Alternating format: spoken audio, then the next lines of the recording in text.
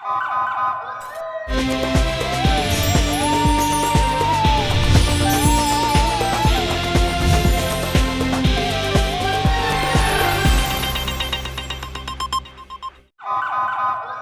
पहले नजर डालते हैं अब तक की बुलेटिन की। असिस्टेंट कमिश्नर विहाड़ी सैयद वसीम हसन को इतला मिली कि ताज फ्लोर मिल्स और चट्टा सीड कारपोरेशन के इकदामों में नाजायज़ तरीक़ा से गंदम ज़ख़ीरा की जा रही है, जो बाद में ब्लैक में फ़रोख्त की जाएगी, जिस पर AC विहाड़ी ने फौरी तहसीलदार विहाड़ी के हमरा टीम तश्कील देकर रेड किया तो इतलात दुरुस्त साबित हुई।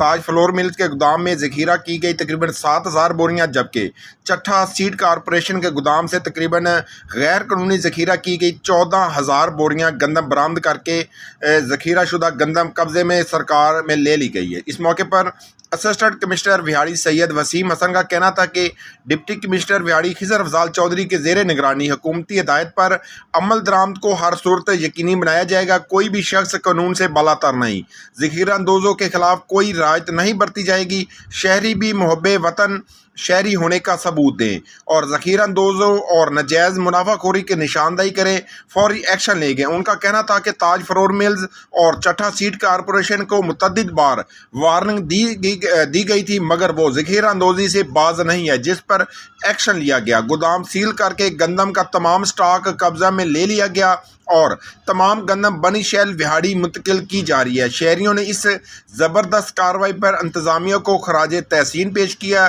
शहरी हलकों का कहना था कि इंतज़ामिया ने साबित कर दिया कि कानून सब के लिए बराबर है और कोई कानून से बालातर नहीं।